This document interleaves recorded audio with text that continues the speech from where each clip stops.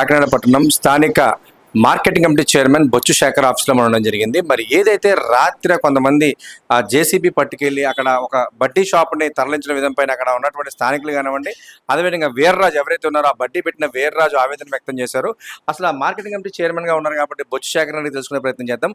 Sir చెప్పండి sir, మార్కెట్లో రైతు బజార్లో ఒక రాత్రి ఎవరు కొంతమంది వ్యక్తులు వచ్చి ప్రైవేట్ సైన్యం వచ్చి షాప్ని ట్రాన్స్ఫర్ చేస్తామని చెప్తున్నారు. అదేవిధంగా ఒకవేళ నిజంగా తప్పుగానే కన్స్ట్రక్ట్ చేస్తే ప్రభుత్వ ఎంప్లాయీ మున్సిపాలిటీ కానీ ఇతర డిపార్ట్మెంట్స్ వస్తే మరి ఇలా జరగడం వల్ల మీరు ఎలా స్పందిస్తున్నారు? మా దృష్టికి వచ్చిందండి ఇది. దీని మీద అధికారులతో మాట్లాడాము ఉదయం నుంచి కూడాను.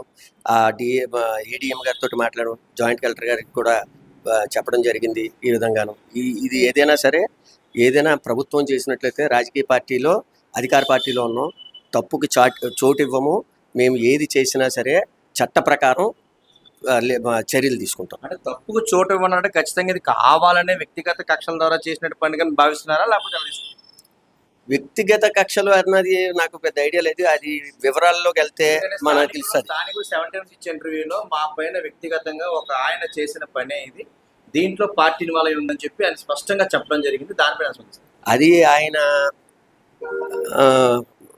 ఆయన యొక్క విధానం అయి ఉండొచ్చు, అది మనకి సంబంధం లేదు. వ్యక్తిగతంగా మేమైతే మార్కెటింగ్ చైర్మన్గా, బొచ్చు శేఖర్గా, మార్కెటింగ్ కమిటీ చైర్మన్గా ఎవరిని వ్యక్తిగతంగా టార్గెట్ చేసేది ఉండదు. ప్లస్ మేమందరూ కూడా ఫస్ట్ నుంచి వచ్చిన దగ్గర నుంచి చెప్తున్నది ఏంటంటే, ఈ మార్కెట్లో ఉన్న ప్రజలందరూ, వ్యాపారస్తులందరూ ఇంతకుముందు 100 రూపాయలు సంపాదించుకుంటే 110 రూపాయలు సంపాదించుకోవాలి, మీకు ఆ విధమైన ఫెసిలిటీస్ కలగాలి అని మేము ప్రయత్నిస్తున్నాం. అదేవిధంగా మేము పోరాడతాం, అదేవిధంగా మేము కార్యక్రమాలు ముందుకు తీసుకెళ్తాం. సార్, మీరు లాయర్ కానప్పటికీ, ప్రాక్టీస్ చేయనప్పటికీ మీకు న్యాయం మీద అవగాహన ఉంది కాబట్టి మరి అర్ధరాత్రి వెళ్ళి జేసీబీని బట్టి షాపును తరలించడం తప్పుగానే భావిస్తున్నారా లేదా? అంతే, తప్పేనంటారా?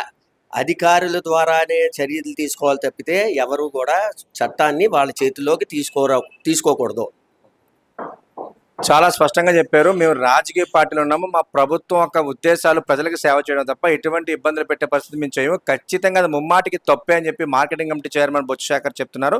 అదేవిధంగా అర్ధరాత్రి వెళ్ళి తీయడం చాలా తప్పని చెప్తున్నారు. ఇలాంటి మేము ప్రోత్సహించమని చెప్పి గంటమని చెప్తున్నారు. బట్ ఎందుకంటే నేను మాట్లాడిన మాటలో బొచ్చు శేఖర్ గారి పేరు వినిపించింది కాబట్టి 7 Times న్యూస్ నేరుగా వారితో మాడే ప్రయత్నం చేసే భాగంలో ఖచ్చితంగా మేము ఎక్కడైతే అన్యాయం జరిగితే అక్కడ మేము ఉపేక్షించమని చెప్పి చెప్పడం జరిగింది. ఇది కూడా పరిస్థితి. కెమెరా పర్సన్ వీరబాబుతో సాగర్, 7 Times న్యూస్, కాకినాడ నుంచి.